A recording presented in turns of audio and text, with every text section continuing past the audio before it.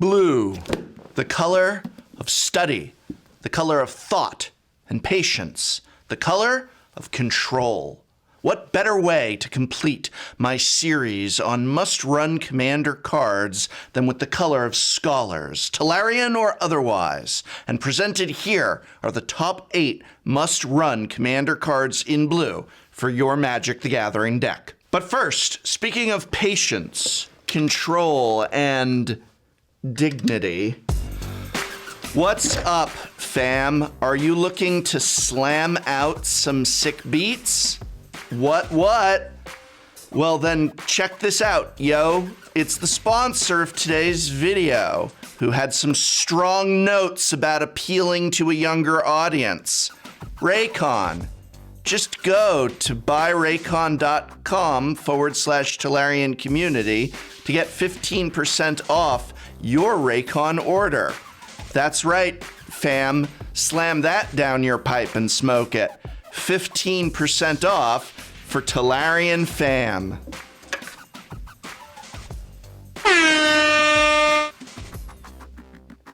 Yay, they're wireless earbuds, and my fam viewers get 15% off just for using my special link. Fam, Raycon earbuds already start at about half the price of other brands and sound famtastic. And these are true wireless earbuds, as opposed to all those phony brands that have wires. Get out, phony brands. And that's only part of why I apparently love these everyday E25s. They also have seamless Bluetooth pairing. Why, they should call these EZs because they are so easy to use. What?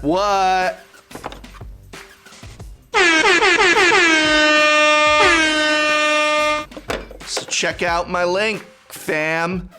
Slam that mouse click.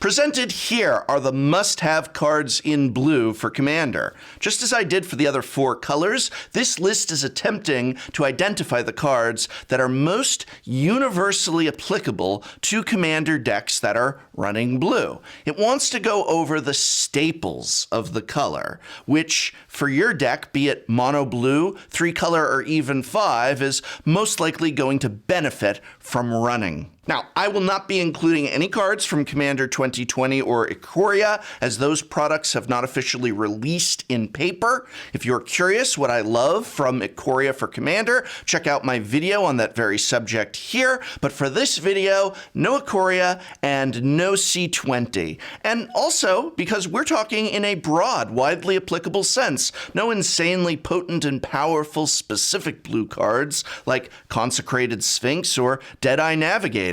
Yeah, these cards are great in the right deck. But I want to talk about cards that are great in almost every blue deck. But first, an honorable mention. Now, this next card, if we lived in a perfect world, would not only have made the actual top 8 list, but would be pretty high on it. Unfortunately, we don't live in a perfect world. We live in one with a horrible, unfair, and unjust disease in it. A disease called the reserve list. And thanks to the fact that my honorary mention is on the reserve list, this must-run blue card is $100, which means it is not a must-run card because I am not spending $100 on a single card. But if you're in blue and you happen to be well off financially, or, you know, have access to an inkjet printer, then you might highly consider running Gilda Drake. Ah, the reserve list. Well, Gilda Drake is on it. It's a flying 3/3 Drake for 1 generic and a blue, and when Gilda Drake enters the battlefield, exchange control of Gilda Drake and up to 1 target creature an opponent controls. If you don't or can't make an exchange, sacrifice Gilda Drake. This ability still resolves if its target becomes illegal. Talk about a Ponga Phi with perks. Instead of of destroying target creature in exchange for a 3/3, you literally gain control of target creature in exchange for a 3/3 flyer. In Commander, this is a fantastic ability that can swing games dramatically in your favor. Note that the creature stays under your control, not until end of turn or until Gilda Drake leaves play, but you literally just get to keep it. Commander is a format filled with unbelievably big and scary creatures that would make tempting targets. Or, you know, just trade Gilda Drake and gain control of an opponent's commander, and then keep that opponent's commander. It has so many fantastic uses, and literally just the cost of 1 generic and 1 blue mana. It's 2 CMC, but it's on the reserve list. So, you know, if you have $100 to burn, your blue deck would probably enjoy taking this under its control. But what are the top 8 non-reserved list cards that blue decks are going to want to highly consider running? Well, end of this list is for our Tutor effect, something blue doesn't do quite so well, unless, of course, the card you are tutoring for happens to be an instant or sorcery, in which case a mystical tutor can actually outshine the other colors. Mystical Tutor is an instant for a single blue mana that lets you search your library for an instant or sorcery card and reveal that card. Shuffle your library, put the card on top of it. As I said, blue doesn't have anywhere near the access to tutors that, say, black does, with its emphasis usually being on instant speed spells or artifacts in the form of cards like Fabricate, which will grab an artifact and put it directly into your hand. But Fabricate is sorcery speed, just like Merchant Scroll, another strong contender, with the drawback being that it's only interested in an instant. What's more, these tutor spells and their various counterparts are in the 2 to 3 CMC range. Well, not that costly, still not that cheap either for such restrictive tutoring. Mystical, in my evaluation, does the most for the least, costing a single blue mana and grabbing either instant or sorcery at instant speed. Its real drawback is less that it doesn't grab creatures or artifacts, and more that it places its tutored card not in your hand, but on top of your library, meaning that using it as an emergency search for a counter spell or removal is going to require another step, such as brainstorming to draw off the top or casting Opt. Or, of course, in a non-emergency situation, just holding up until your opponent's end step and then tutoring for what you want. But however you cast it, Mystical is the tutor in blue that just about every deck is going to want to run. But what are we tutoring for? Well, I mentioned an emergency counterspell as an example, and certainly to be in blue is to be running some number of counterspells. But which one is the best? There's quite a selection to choose from, and again, even though it is not on the reserve list, the absolute best counterspell in Commander is $100. So let's talk second and maybe even third best as some backups for those of us running low on toner.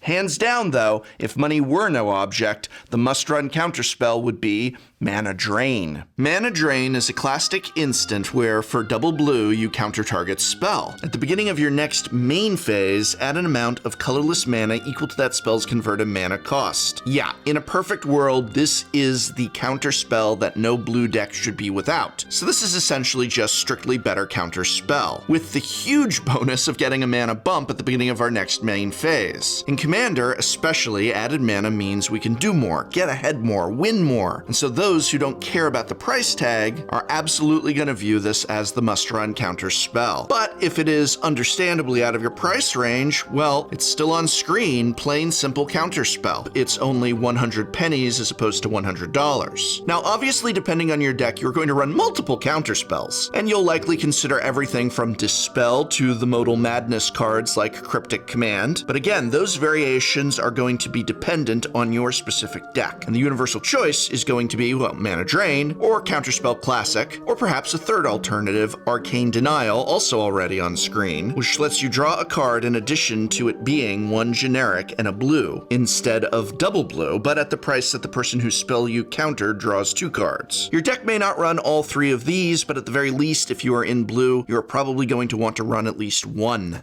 Despite our best efforts, spells have a nasty habit of resolving. What's our removal of choice in the color that is designed to deny our opponent any?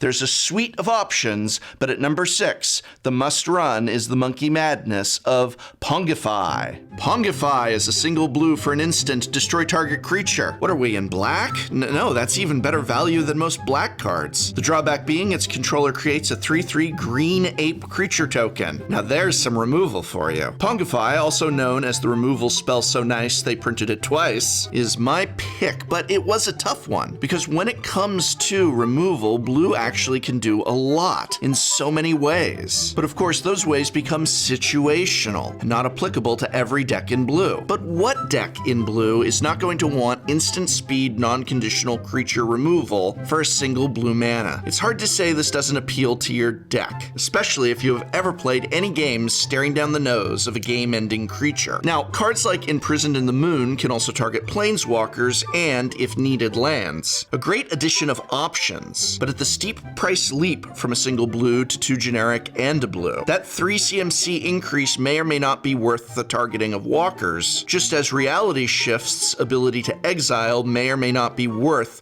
the fact that you're going to manifest the top card of your opponent's library and put a potentially disastrous play into effect for them. So at the end of the day, out of all the decks in blue, I would say consider giving your enemy a monkey with Ponga Phi. Next up at number 5 is a tie. These two cards are double trouble, both from the same set, both looking to do the same thing, and both so potent and so powerful they had to be banned, well, everywhere except Commander, so that's where we're going to run them. I'm talking, of course, of Treasure Cruise and Dig Through Time. Treasure Cruise, a steep 7 and a single blue for a sorcery with Delve that reads draw 3 cards.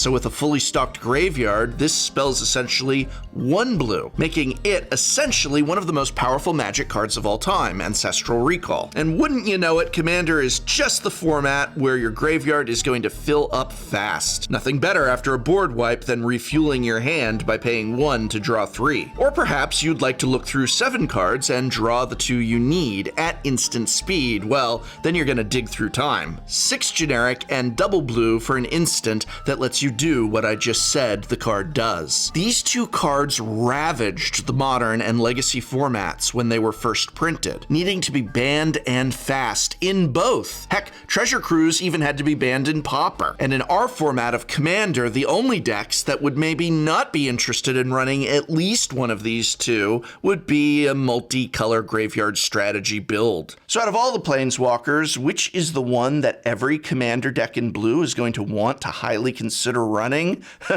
No, it's not Jace, be he Mind Sculptor, Baby, or Sexy Pirate, or otherwise, but his blue cousin, coming in at number 4, the uncommon powerhouse that is Narset, Parter of Veils. Yay, Planeswalkers! Narset, Parter of Veils, double blue and 1 generic. She's got a loyalty starting at 5, and the static ability that each opponent can't draw more than 1 card each turn. She does something for -2, but who cares? It's that static ability we like. And it's so powerful that Narset is restricted in Vintage. That's right, an uncommon from War of the Spark had to be restricted in the Vintage format. And I can think of no better format than Commander to wield a 3-drop Planeswalker who stops your opponents from drawing extra cards. The one thing everyone in every color is looking to do. With Narset, you can smother Smothering Tithe, bury your opponent's attempts to dig through time, and even have faith once again when facing Faithless Looting. What's more, Planeswalkers are extremely hard to interact with even in Commander, and in a pinch, you might even take advantage of that -2 a few times to fish through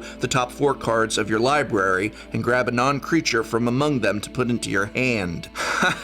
An uncommon from 2019 beats out a mythic Jace from Worldwake. That right there says a lot, and Narset is a card that'll make your opponents say a lot, though the words they say I cannot repeat in this PG video. All right, we're into the top 3 must-run blue cards, and wow, are we talking some real specific power. Not just potent playables, but low-cost cards with bonkers effects that are extremely hard to replicate and near impossible to to pass up. Coming in at number 3 is the perfect card to help us in this format where we are always on the search through 99 cards for the best draw. And that search is aided by a search for Canta. Search for Canta, and if that's not how you pronounce Canta, I don't want to hear about it. Aren't you an English major? Yes, and Canta is not an English word. Also, I didn't major in pronunciation. There's a pronunciation. Well, I didn't major in it. Majored in poetry. I'll tell you what a poem means. Anyway, it's 1 generic and a blue for a legendary enchantment. At the beginning of your upkeep, look at the top card of your library. You may put it into your graveyard. Then, if you have 7 or more cards in your graveyard, you may transform Search for Canta, but let's first see why we're running Canta before we talk about the Sunken Ruin. Even if you do not have a graveyard synergy where dumping key cards into the yard directly benefits your deck's game plan, Search for Canta does so much for so little. The relatively cheap 1 generic and blue enables a hard-to-wipe-away game effect and helps ensure the next card you draw is not going to be a dud. And if you wish, as the game progresses, you can transform it into the Sunken Ruin, a legendary land that lets you look at the top 4 cards of your library, reveal a non-creature, non-land card from among them, and put it into your hand. At $20, Canta is not cheap, and a reasonable runner-up that costs 50% less is Thassa, God of the Sea. Only 1 more CMC at 2 generic and a blue, who you can consider as either an alternative or perhaps even addition to Canta. Thassa is a 5/5 indestructible god enchantment thing that at the beginning of your upkeep you scry 1, and that by itself is really great. But for 1 and a blue, target creature you control can't be blocked this turn. Always nice to punch on through to the opponents, and you know what? The potential of a 5/5 indestructible beater, if Devotion comes online, makes Thassa another top card in blue for just about any deck out there. Well, we're down to the top 2, and I bet right now many Magic the Gathering players are shouting the names of them from the top of their lungs. Well, calm down. People are trying to rest. As always, these may be cards that you'd like to see in a different order, but there's no denying the rarity of not wanting to run these if you are in blue. Well, at number 2, I've positioned the often considered banned-worthy Rift of Cyclonic Rift. Cyclonic Rift, it's 1 generic and a blue for an instant. Return target non-land permanent you don't control to its owner's hand, but if you overload this for 6 and a blue, you change its text by replacing all instances of target with each, returning each non-land permanent you don't control to its owner's hand. It's the board wipe that keeps on giving. A Cyclonic Rift, when overloaded, can essentially mean game over if your opponents don't have a counterspell or Teferi's protection in hand. Returning each non-land permanent you don't control means you can swing in with an army of overwhelming board presence, undoing all the work your opponents spent the entire game building. Or just use the instant speed as an emergency panic button to stop token armies or overcosted, cheated, and beaters from ending the game. And there's not really many other effects like this out there, certainly not in blue. And so if you are in mono blue or even 5-color madness, Cyclonic is a card that's hard to justify leaving in the trade binder. So what's the number 1 must-run commander card in blue? Yeah, we knew it was going to be Ristic Study, but before you turn the video off, I got some things to say about it. This is the enchantment for 2 generic and a blue that whenever an opponent casts a spell, you may draw a card unless that player pays 1. I can see how in paper it might be hard to realize at first just how powerful this card becomes in multiplayer, but anyone who has actually experienced, whether as a player or playing against Ristic Study, can indeed attest to the 1 almost never getting paid, spells of course being cast like crazy, and the controller gaining immeasurable advantage through cards with each trigger that resolves. The closest alternative most see to Ristic Study is Mystic Remora, a much more affordable Ice Age option for $5 instead of 20 that doesn't last entire games, but delivers a big boost of card draw during its time on the board. Although in my recent conversations about budget commander deck brewing with Mitch of Commander's Quarters, he shared with us his picks for 50-cent alternatives to the $20 Ristic Study. And hey, in that video, he also discusses times when he wouldn't use Cyclonic Rift. So do remember that in this list of must-haves, like all the colors that preceded it, I'm offering advice to consider, not absolute rules. But whether you slap staples in your refined decks and brew with underplayed cards that make your opponents say, "Huh?